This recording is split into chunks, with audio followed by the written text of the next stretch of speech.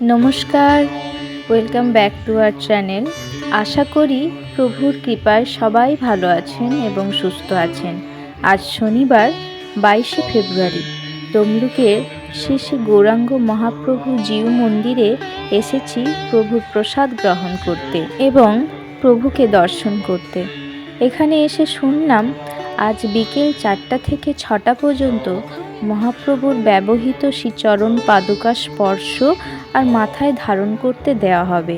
আর এখন যেই উৎসবটা আপনারা দর্শন করছেন, এটি প্রথম ও শুভ আগমন মহামহোৎসব, যা 516তম বর্ষে পদার্পণ করেছে। এই উৎসব আজ 22শে ফেব্রুয়ারি শনিবার হইতে 24শে ফেব্রুয়ারি সোমবার পর্যন্ত উদযাপিত হইবে। এখানে যে ভক্তবৃন্দদেরকে আপনারা দেখতে পাচ্ছেন, এরা বাইরে থেকে এসেছে। এনাদের থাকা খাওয়ার সুব্যবস্থা সম্পূর্ণভাবে বিনামূল্যে রয়েছে।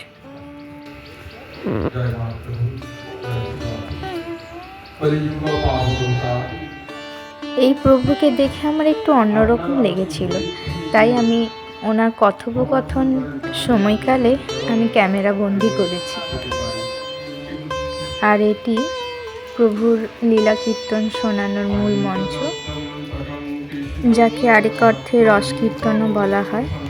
মানুষের আধ্যাত্মিক ভাবনা থেকে সৃষ্ট লোকসঙ্গীত, আর সেই ভাবনায় আমি ডুব দিয়ে বসেছি। আর এটি হলো বাসুদেব ঘোষ ঠাকুরের সমাধি।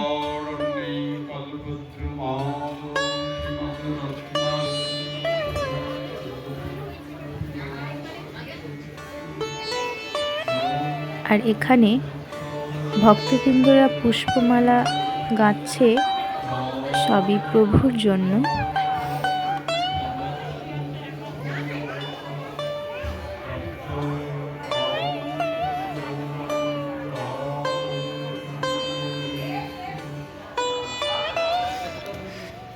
সামনেই পক্ষীরাজ গরুর দেব, ভগবান বিষ্ণুর বাহন।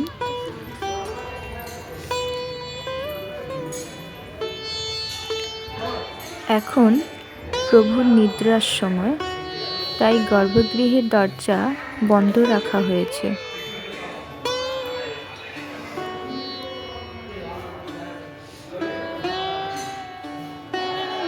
এরপর আমরা চলে এসেছি প্রসাদ পাওয়ার ঘরে।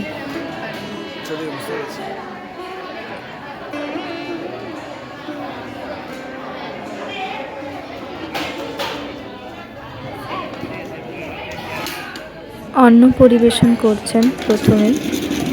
জানেন তো, বাড়িতে আমরা যতই রাজসিক খাওয়া খাই না কেন, এই প্রসাদের যেন এক অন্যরকম স্বাদ, অনেক তৃপ্তি।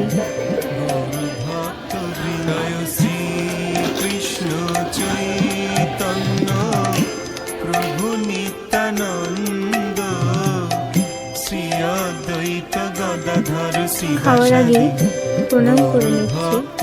হরে কৃষ্ণ।